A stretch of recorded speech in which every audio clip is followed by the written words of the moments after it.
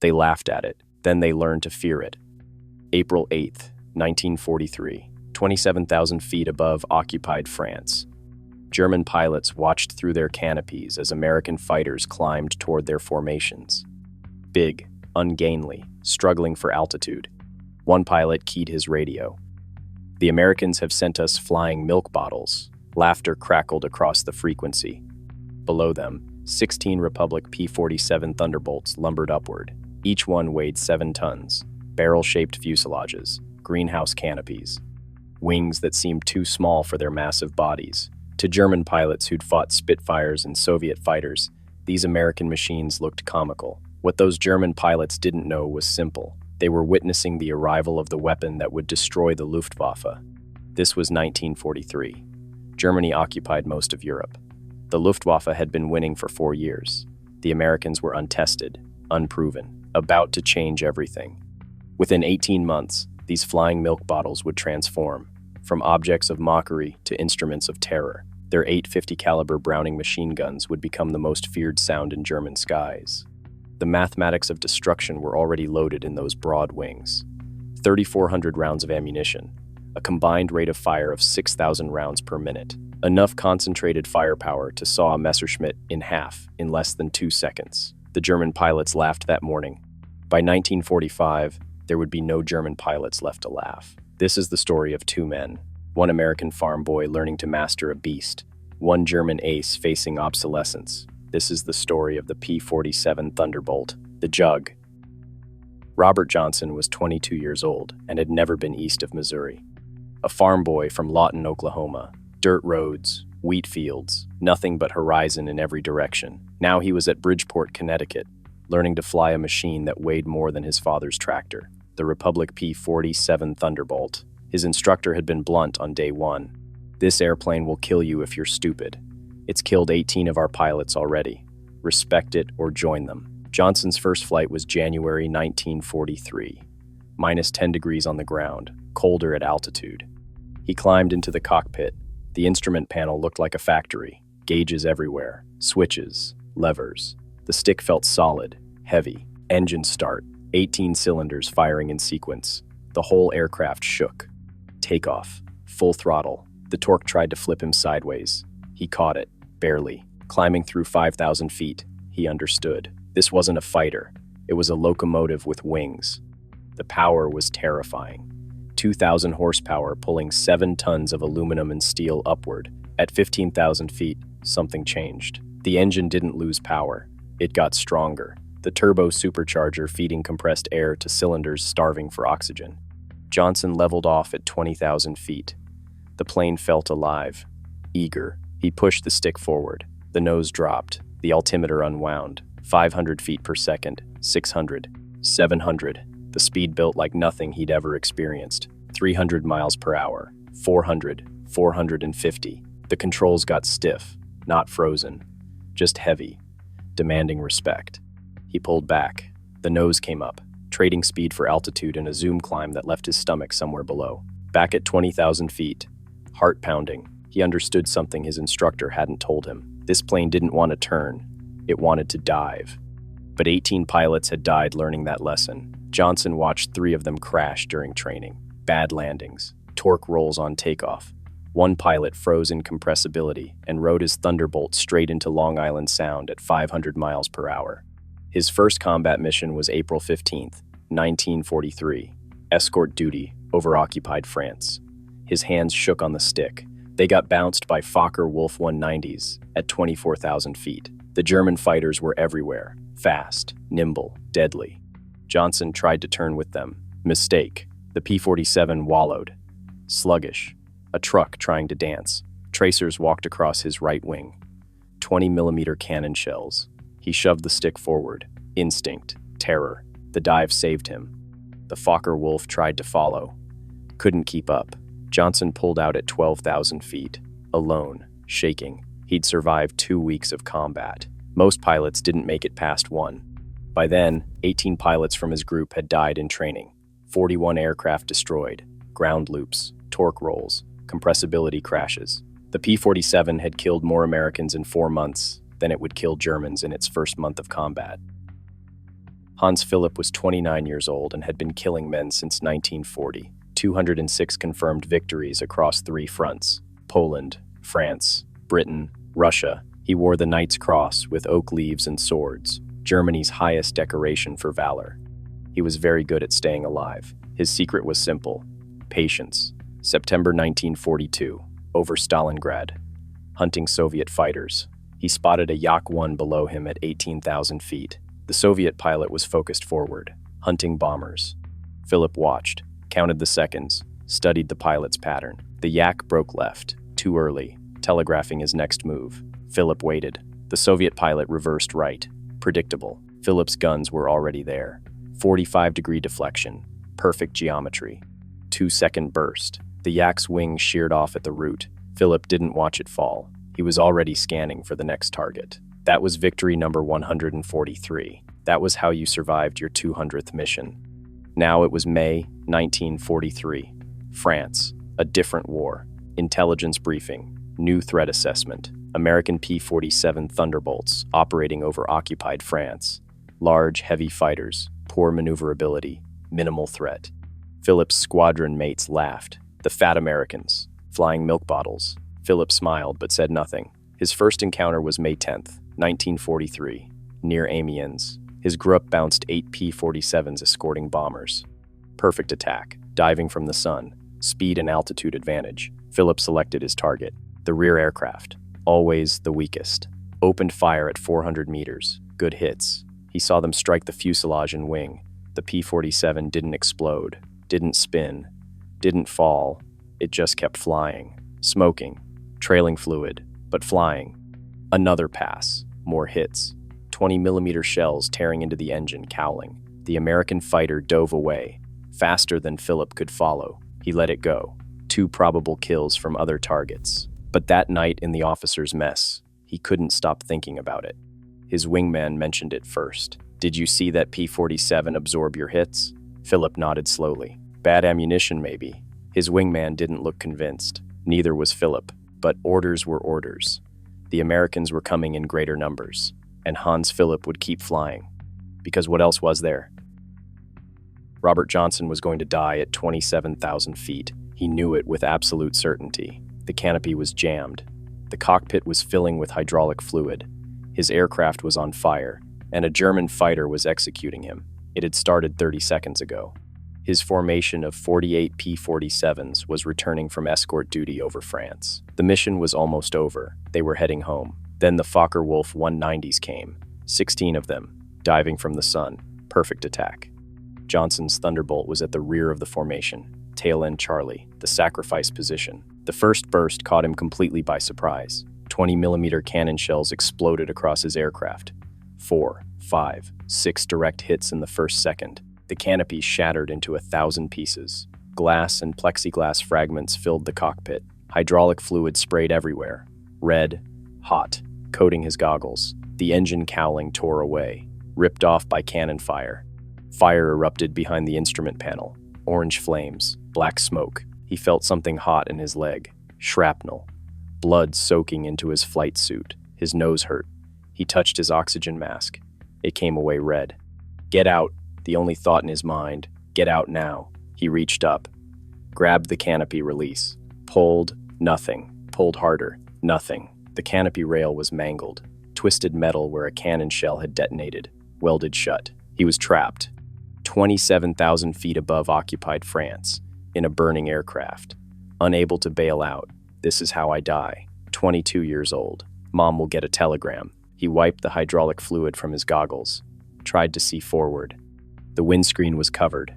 Oil, smoke, blood. He couldn't see anything. The stick felt wrong. Sluggish. Something severed in the control system. But the plane was still flying. Somehow. Impossibly. Still flying. He leveled the wings by feel. Pointed the nose where he thought England was. The engine was shaking itself apart.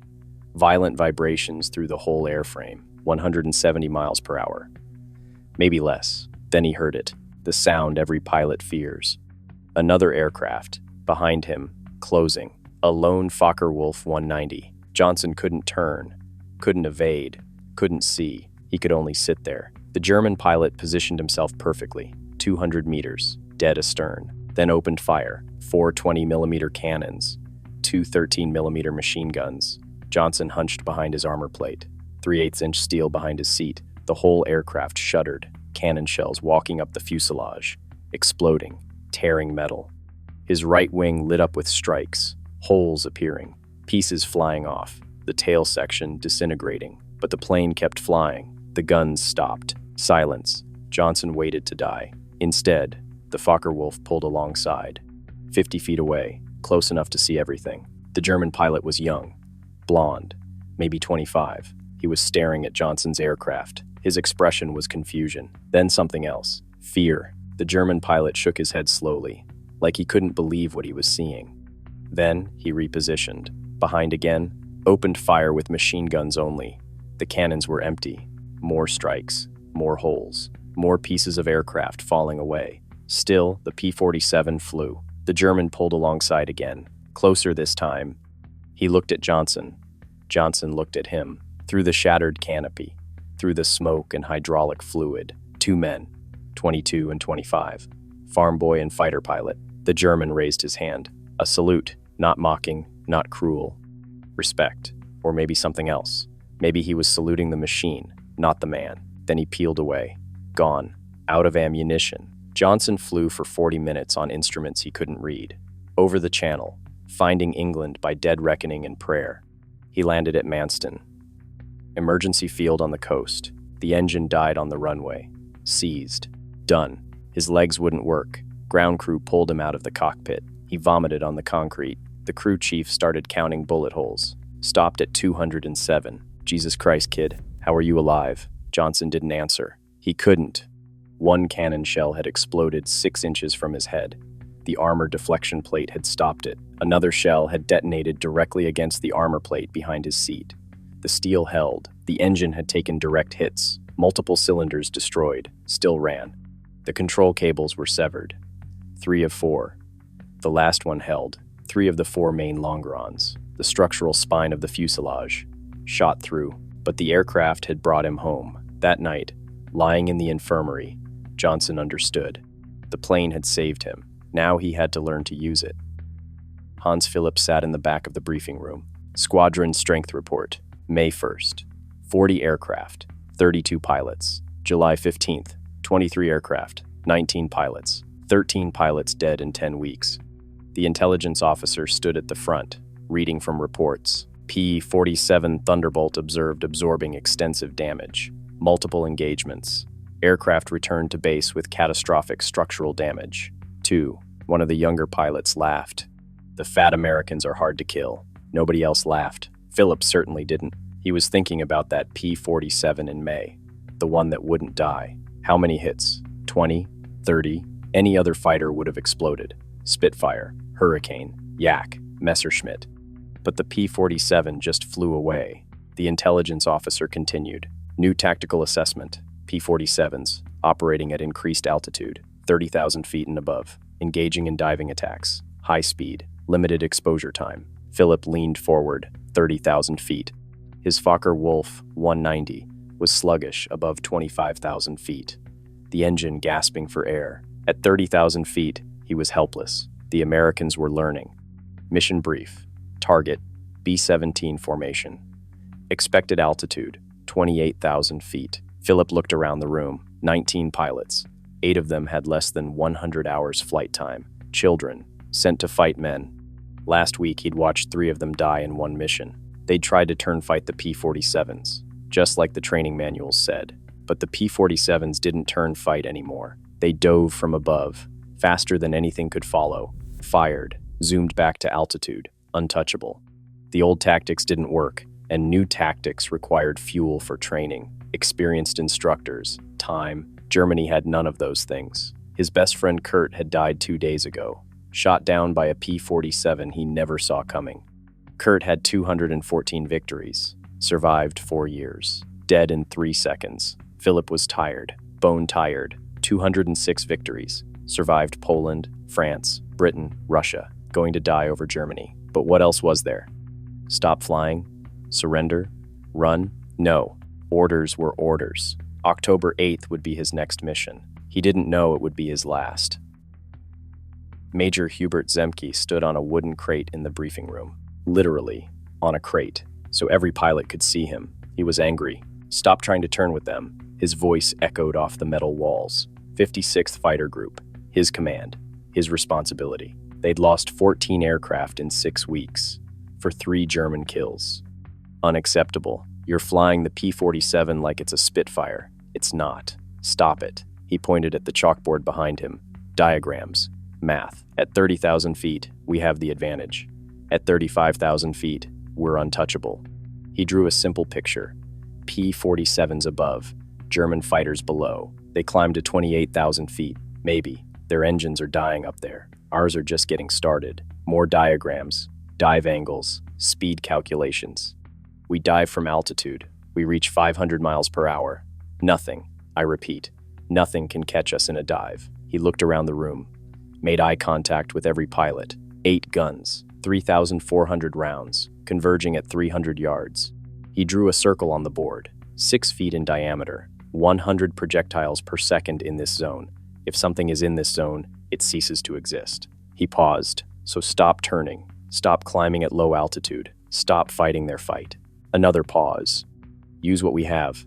Altitude, speed, firepower. He pointed at each word as he said it. Climb high, dive fast, shoot, zoom back to altitude. They can't follow. What Zemke didn't say, what the intelligence reports showed, was this. That month, while he trained 56 pilots in these new tactics, Republic Aviation delivered 847 new Thunderbolts. The Germans built 380 fighters total, all types, all fronts. The mathematics were already written. Robert Johnson sat in the third row, listening, understanding clicking into place. The plane isn't broken. We were using it wrong. 32,000 feet above France. Robert Johnson had never been this cold.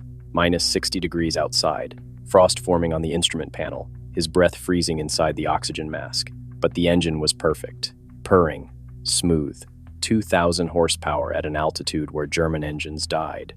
His squadron was spread across 10 miles of sky, 16 P-47s, stacked from 30,000 to 35,000 feet. Below them, the bomber stream, 60 B-17s heading to Stuttgart.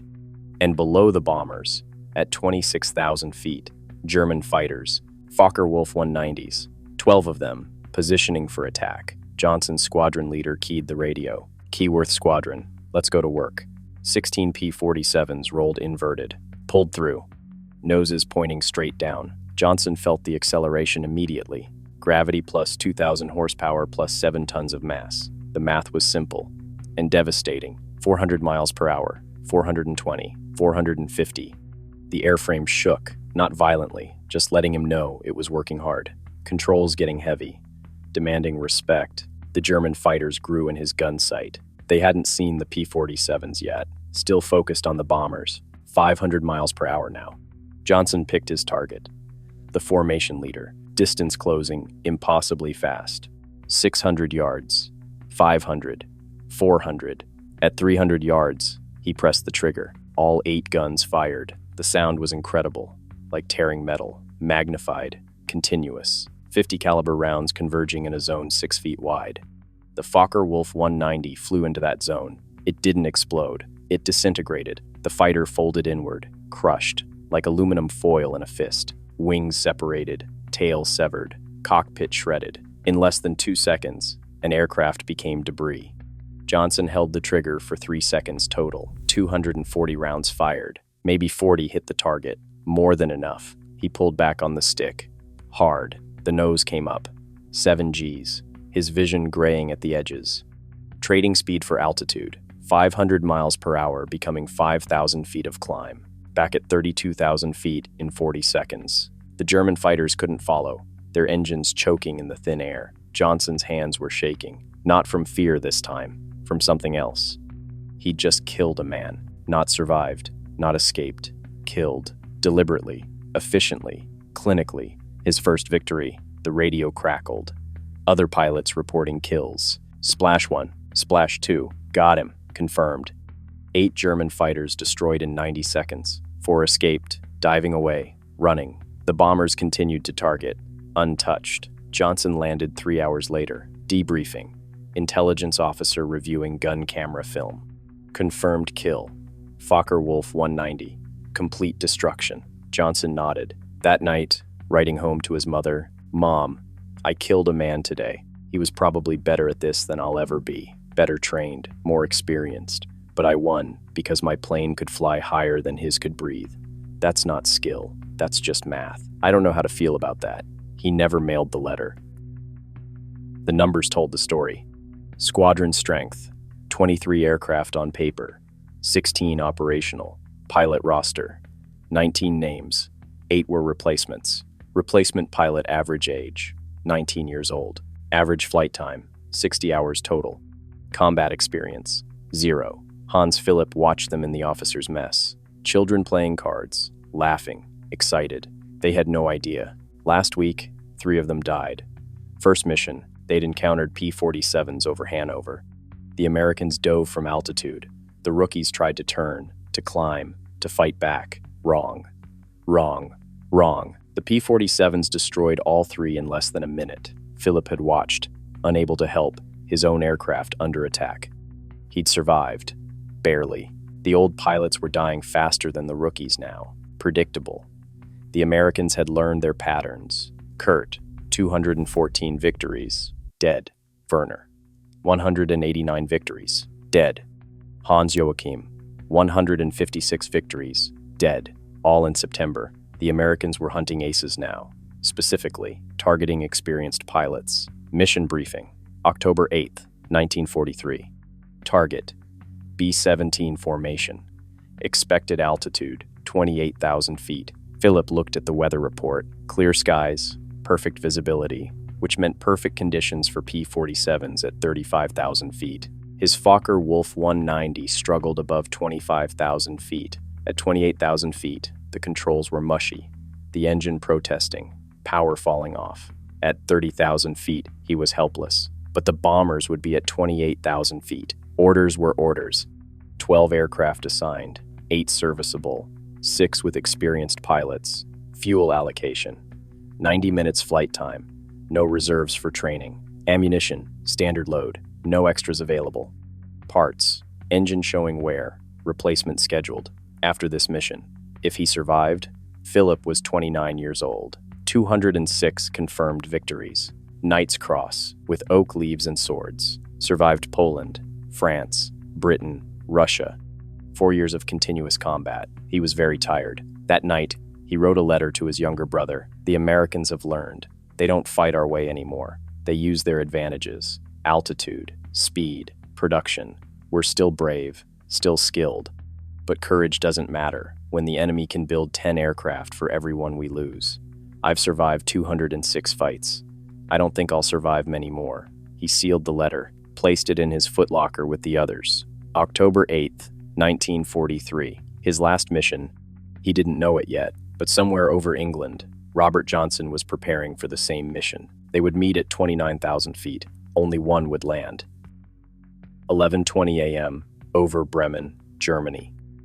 Below, the German coastline stretched like a brown smudge against the North Sea. Tiny ships in Bremen's harbor. Smoke rising from the city, toy-sized. At this altitude, the war looked abstract, clean, almost peaceful. 2 formations climbing toward each other. Neither knew the other existed yet. Robert Johnson, at 31,000 feet, leading his flight of 4 P-47s, 16 Thunderbolts total, escorting 60 B-17s to Bremen. Clear skies, perfect visibility, cold. Hans Philipp at 24,000 feet, leading 12 Focke-Wulf 190s, scrambled to intercept the bomber formation. Orders: destroy the bombers, at any cost. 24,000 feet. Philipp's engine was running hot, temperature gauge climbing into the red. 26,000 feet. The controls felt heavy, mushy, like pulling a cart through mud. His wingman's voice crackled over the radio. Formation leader, engine temperature critical. Philip checked his own gauges. Same problem. Acknowledged. Reduce climb rate. We need altitude. 28,000 feet. Through the canopy, he could see them now. B-17 flying fortresses. 60 of them in tight formation, 2,000 feet above. Perfect bombing formation. Mutual fire support. Hundreds of 50 caliber machine guns, but vulnerable to fighter attack if you got the angle right. 29,000 feet. His engine was gasping, power falling off, the altimeter needle barely moving. Finally, level with the bombers at 29,500 feet, his aircraft felt wrong, sluggish, the thin air killing performance. But they had a mission. He keyed the radio. Attack formation, frontal approach, break through to his wingman's voice. Tight, scared. Americaner, high. Philip looked up. 16 P-47 Thunderbolts at 32,000 feet, rolling inverted. Beginning their dive. No, Philip understood immediately. At this altitude, his Focke-Wulf couldn't climb, couldn't accelerate, couldn't maneuver. They were sitting ducks. He made a decision in 2 seconds. All aircraft, dive, break formation, EV. But diving meant abandoning the bombers. The mission, their orders. He changed his mind mid-sentence. Attack the bombers, ignore the fighters. His squadron followed him, because that's what soldiers do. They were 800 meters from the B-17s when Johnson's flight arrived. 32,000 feet. Johnson rolled inverted, pulled through, nose down. 11,000 pounds of aircraft and pilot accelerating toward the Earth. Gravity plus 2,000 horsepower. The numbers were simple. 400 miles per hour. The airframe humming. A deep vibration through the seat. 450. The sound changing. Higher pitched. The wind screaming past the canopy. 480. Johnson's hands firm on the stick. Sweat freezing on his oxygen mask despite the cold. The German fighters below growing larger. Fast. They were committed to their bomber attack. Still climbing. Still slow. Perfect. Johnson picked his target. The formation leader. Distinctive markings. Nose art visible even at this distance. He didn't know the pilot's name. Didn't know the Knight's Cross with oak leaves. Didn't know 206 victories. Just another Focke-Wulf that needed to die. 500 miles per hour now. Distance closing impossibly fast. 800 yards. 600. 400. Johnson's hand moved to the trigger. Steady. Calm. He'd done this before. 2 seconds of trigger time. In those 2 seconds, Johnson thought nothing. Felt nothing. He'd trained for this. Briefed for this. Rehearsed the geometry 100 times. Point. Aim. Fire. The moral questions would come later. They always did. 350 yards. He pressed the trigger.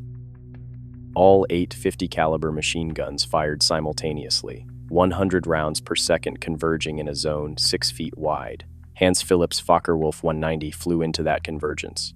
The first rounds struck the windscreen, glass and metal fragments, then the engine cowling. 20, 30, 40 rounds in the first second. The BMW 801 radial engine exploded, 18 cylinders disintegrating under the impact. Oil fire, black smoke, more rounds walking down the fuselage. Cockpit area, wings. The right wing root failed. Structural failure under the impact. The wing separated completely, torn away. The fighter corkscrewed, inverted, falling. No control, no chance. Hans Philip saw the shadow first, crossing his canopy, fast, from above. He had time for one thought. There.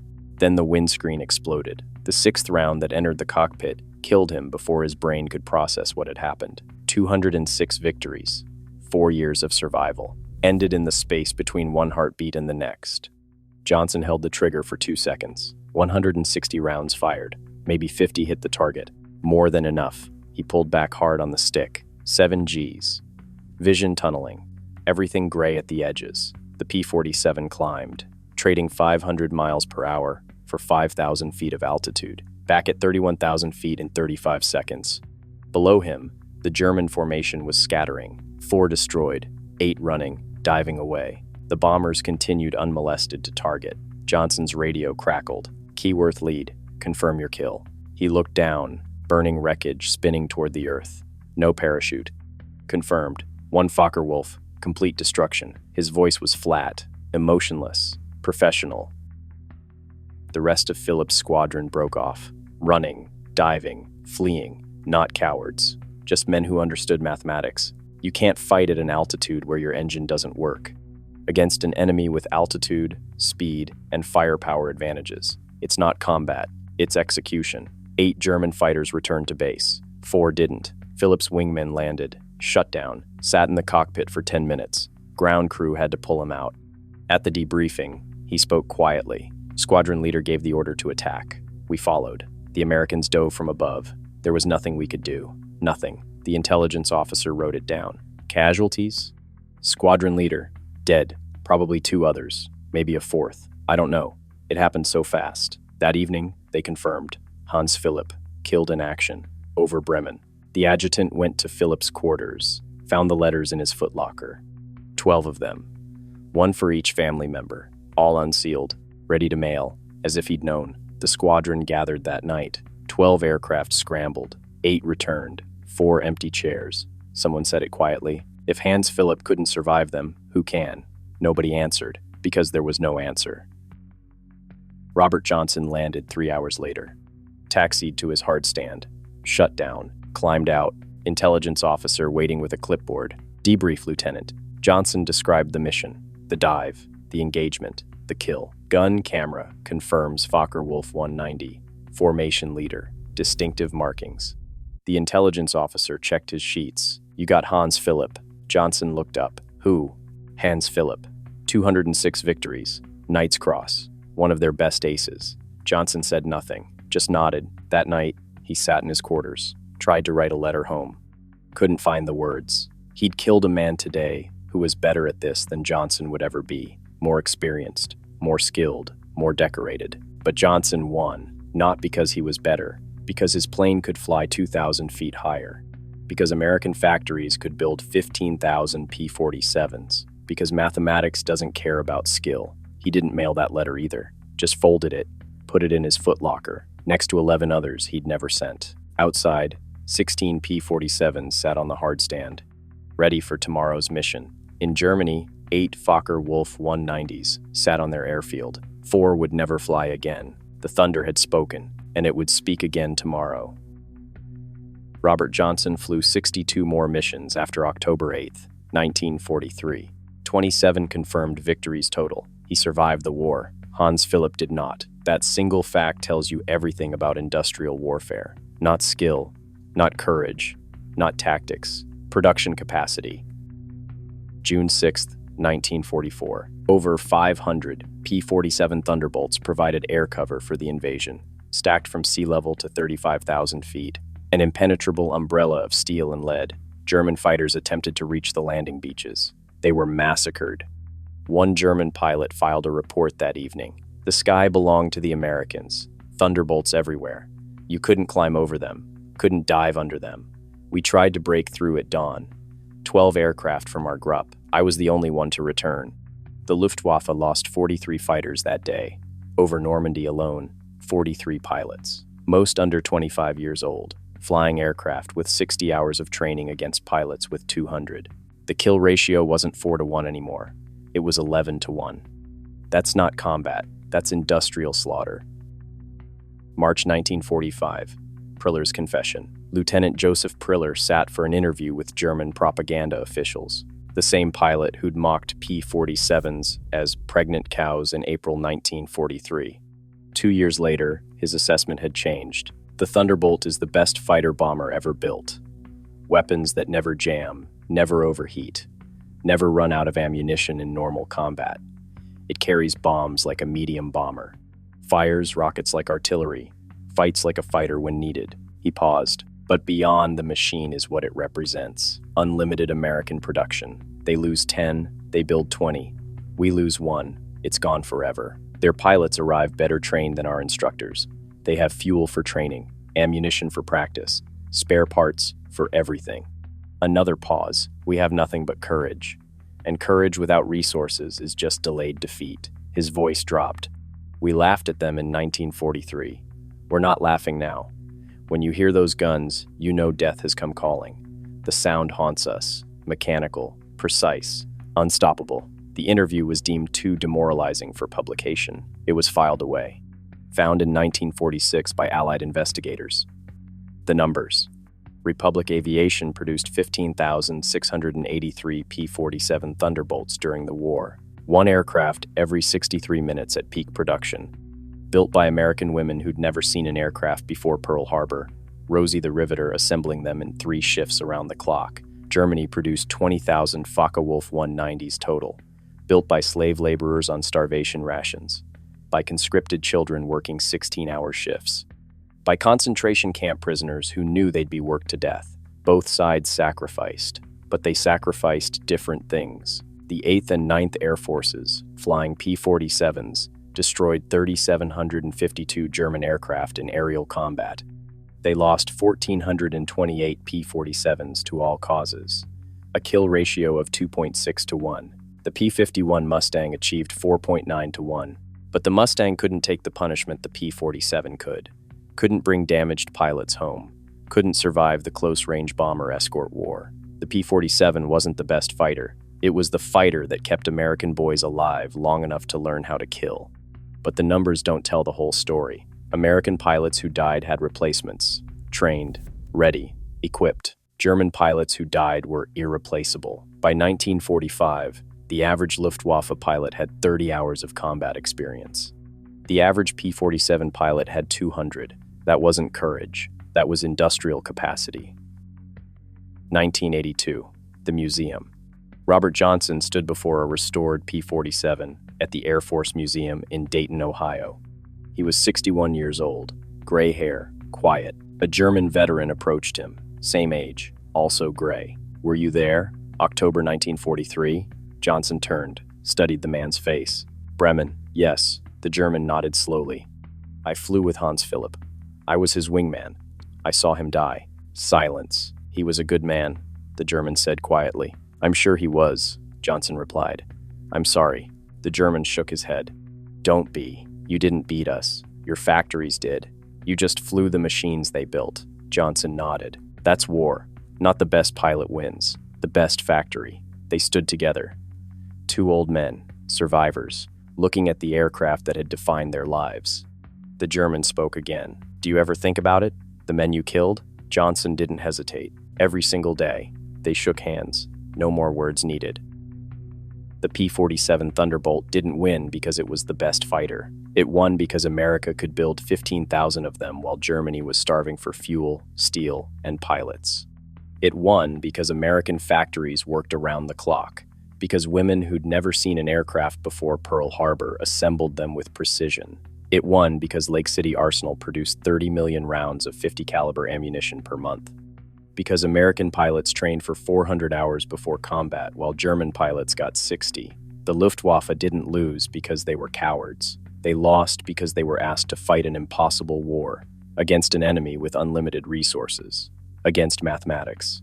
Hans Philipp was a better pilot than Robert Johnson, more experienced, more skilled, more decorated. He died anyway, not because Johnson was superior, because Johnson's aircraft could fly 2,000 feet higher. That's not heroism. That's engineering. The P-47 Thunderbolt entered combat in April 1943 as an object of derision. It ended the war in May 1945 as an instrument of industrial annihilation. German pilots laughed at the ungainly American fighter in 1943. By 1945, there were no German pilots left to laugh. The Thunder had spoken, not about American virtue or German evil, about production lines, resource extraction, industrial capacity. Wars aren't won by the bravest soldiers. They're won by the biggest factories. And by 1945, America's factories had buried the Luftwaffe under an avalanche of steel. That's the truth of the P-47. Not heroic, just inevitable. This is the War Maestro Chronicles. Laughed at, then feared. The story of how factories win wars. Subscribe for more stories they don't teach. Thanks for watching.